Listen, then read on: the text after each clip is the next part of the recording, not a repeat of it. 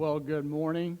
If you have been with us this summer, we have been going through a series of conversions, and we've been in the book of Acts, and we've just looked at different people and the different ways that they were converted.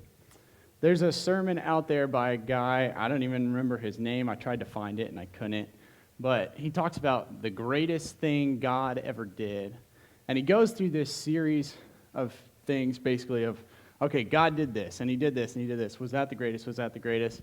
And he starts saying, he's like, no, no, no. And his whole sermon is like just a bunch of no. Like, this is not the greatest thing God ever did.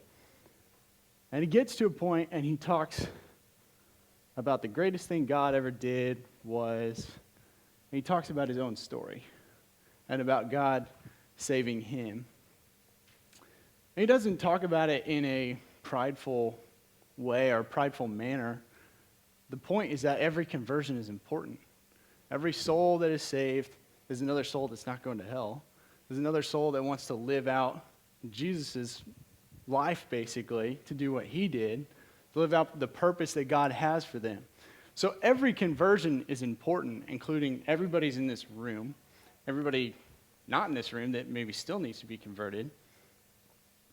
But the one we're in today, I think, has a lot of significance, and I'm not going to say it's the most important, because they're all important.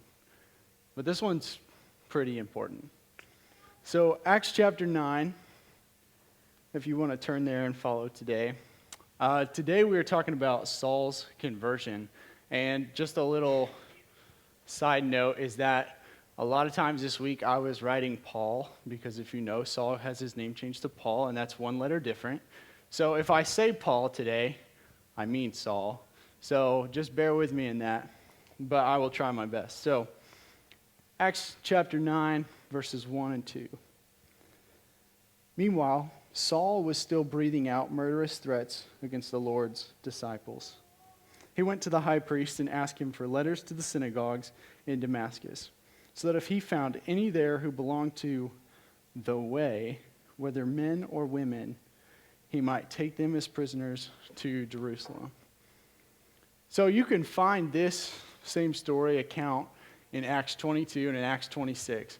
And in those stories, we get a couple of other details about who Saul was. And those are just other accounts as to, it's Saul basically telling the story of what happened.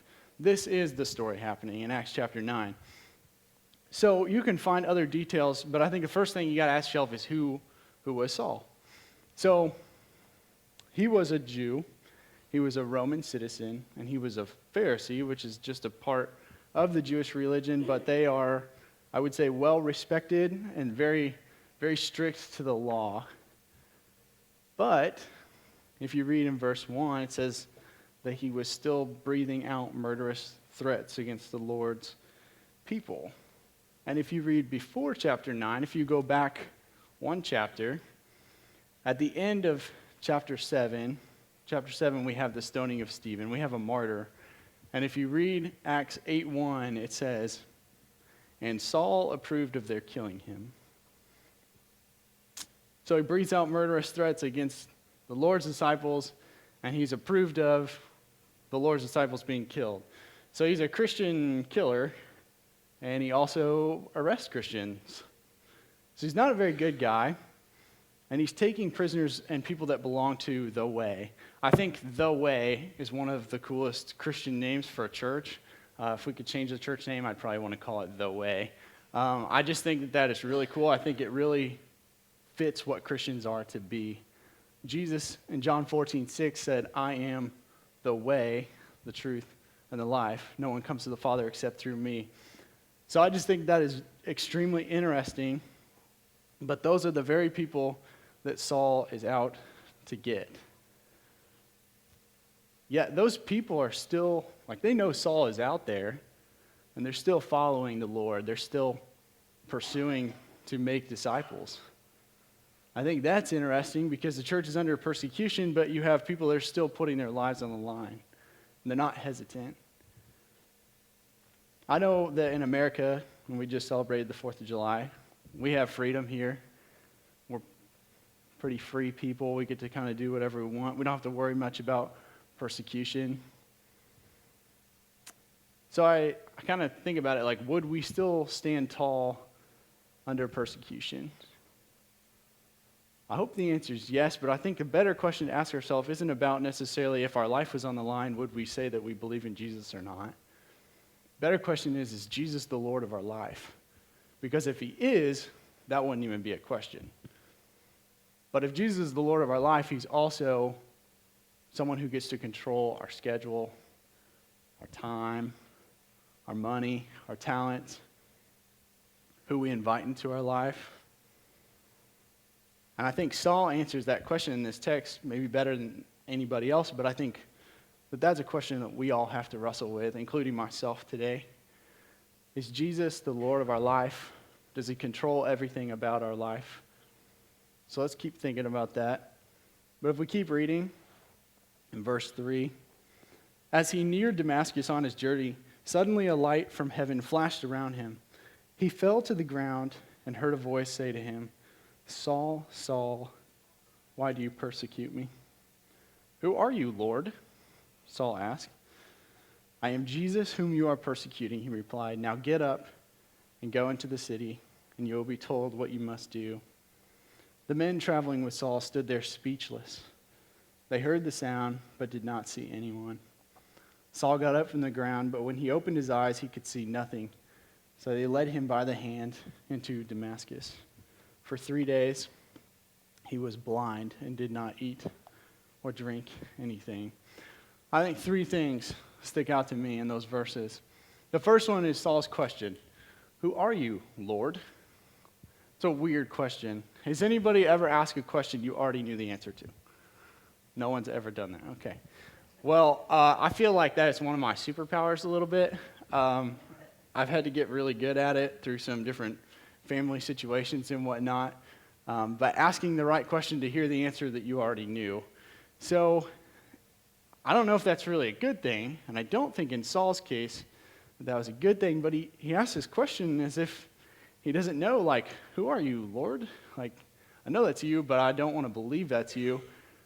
I mean, he's going to kill people who belong to the Lord. As a Jew, he believes in God, and he's going to kill the way.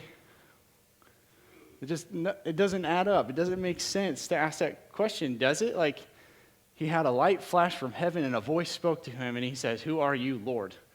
Like, I don't know. It just doesn't make sense. When we were at Camp Como just a couple weeks back with our high schoolers, we went through the book of 2 Peter. And the way that the speaker, Doug Aldrich, for the week, he talked about that book, each day was basically a different chapter. But he defeated 3 lies that Satan uses, and Satan has used the same lies over and over again. And he got all of the lies you can go back and find from the fall in Genesis 3. And the first lie that he talked to us about was, did God really say? And if you go back and read the fall, Eve knows what God said and is able to say to the serpent, like, yeah, God really did say this. I kind of wonder if that's a little bit of Saul, is like, is this really God? God, are you really talking to me? I don't know. It's an interesting question. Second thing I notice is that Jesus tells Saul to go into the city. Jesus knew what Saul wanted to do in the city. He's out to kill people that belong to Jesus. And he still says, now get up and go into the city and you will be told what you must do. Yeah, Saul is blinded, but he's got other people with him still. They could still do what he came there to do, arrest Christians. I think it's maybe a way of Jesus telling his followers you won't always be comfortable. He's sending Saul there anyways. So maybe another question to ask ourselves is, are you comfortable this morning? I think it's amazing how God can work in our discomfort. The story for myself is when I was on camp teams for Ozark. Camp teams, you just go around to a lot of different camps throughout the summer. You represent the school. You talk about the school at each camp, and you try to get students to really attend Ozark and to consider what God's calling them to in life.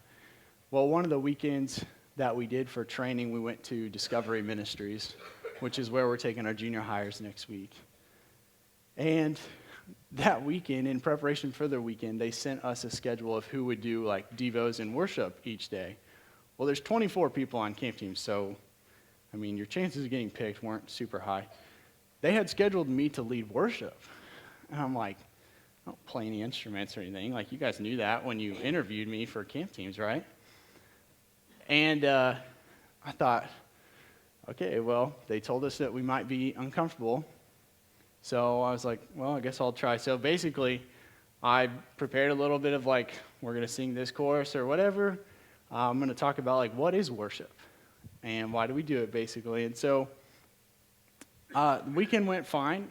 My part of worship was about 5 minutes and went fine. I didn't play a guitar or anything. I thought, okay, never again in my life am I going to have to lead worship. Like, that was a one-time deal.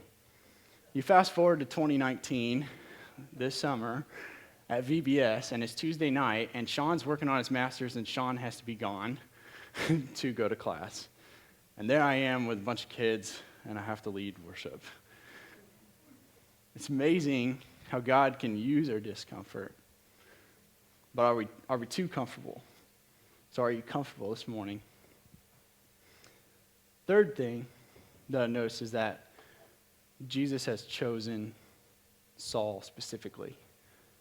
He appears to him. He makes it extremely obvious. The light flashes. It blinds him. He talks to him. Like, if that isn't God chosen, I don't know what is. And I hope that if God talked to me that clearly, that I would notice it. Remember, Saul is not the best guy. He's a Jew, he's a Roman citizen, and he's a Pharisee, which means he has a lot of access to places. He has a lot of things that he can use as a Roman citizen to get out of certain punishments and etc. He's a Jew, he can be in the temple. He's a Pharisee, he's a well-respected Jew. Yet he's also this murderer and someone who arrests Christians. But he's called by God. This is just a specific choice. There's a song called A More Beautiful You, and there's this line in the song this week that was really stuck in my head a lot. And the line is, you were made to fill a purpose that only you could do. There could never be a more beautiful you. Saul, you were made to fill a purpose that only you could do. You were made on purpose with a purpose, and that's each of us in this room too. Made on purpose with a purpose. You have the ability and the position with your coworkers, with your relationships with your coworkers, to talk to them. You have the ability and the relationships within your family. You have been put in that situation by God. With your neighbors, with the people in this room, with the people in your small group, people to fellowship with. You have the ability to teach your children and your grandkids. You have the ability to show all of them that Jesus is the Lord of your life, that he controls what you do. So the question is, are you? Are you using the position and the purpose that God has made you for and the position he's put you in? There's another character in the story, if you keep reading, starting in verse 10. In Damascus, there was a disciple named Ananias. The Lord called to him in a vision, Ananias. Yes, Lord, he answered. The Lord told him, go to the house of Judas on Straight Street and ask for a man from Tarsus named Saul, for he is praying. In a vision, he has seen a man named Ananias come and place his hands on him to restore his sight. Lord, Ananias answered, I've heard many reports about this man and all the harm he has done to your holy people in Jerusalem. And he has come here with authority from the chief priests to arrest all who call on your name. But the Lord said to Ananias, go. This man is my chosen instrument to proclaim my name to the Gentiles and their kings and to the people of Israel. I will show him how much he must suffer for my name. Then Ananias went to the house and entered it. So it's kind of interesting because Ananias says kind of the same thing. Yes, Lord. Seems to be more of a statement for him, and rather than a question. Lord, this Saul guy is a pretty bad guy. Like, we've heard a lot about him. It's the Saul from Tarsus. He's the one he's killed people. He's approved of killing people. He's here to arrest Christians. Like, you've heard of the bad things he's done, right, Lord? I think about how often we do that. Like, Lord, you know that kid at school isn't very nice, or that kid on the team isn't very nice.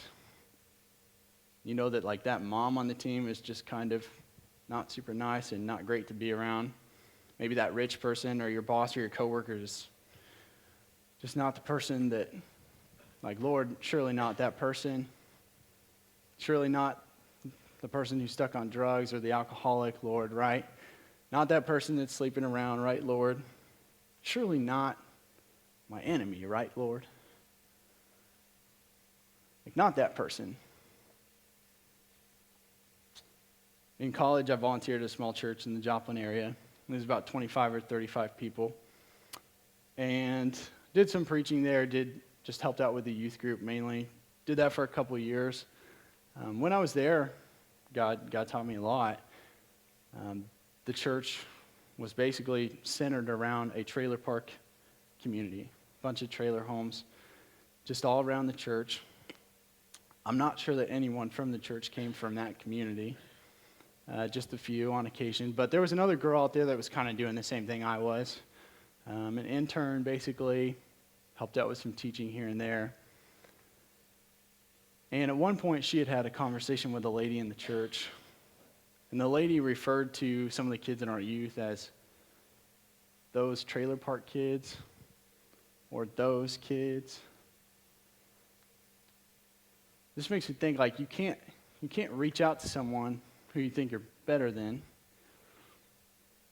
Like, Lord, you came just as much for me. I needed your grace just as much as this person, right? Like, Jesus surely didn't come on the cross for those people, but he did for me, right?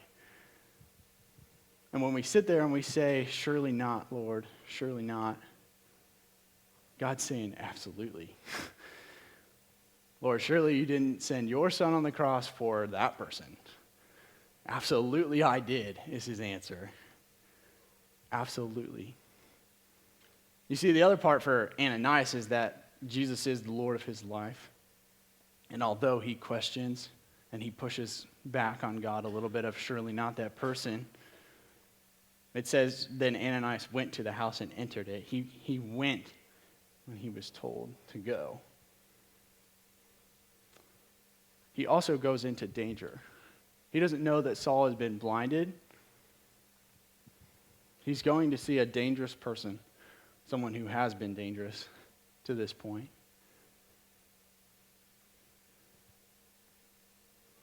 Yet he goes. Are you comfortable? Does God want us to be comfortable? When I was studying, I read this line: God calls us to commitment, not to comfort. So maybe the question isn't, are you comfortable, but rather, are you committed?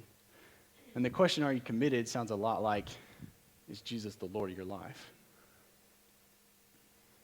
Does he control everything about your life? If you finish up through verse 19, it says, placing his hands on Saul, he said, Brother Saul, the Lord Jesus who appeared to you on the road as you were coming here has sent me so that you may see again and be filled with the Holy Spirit.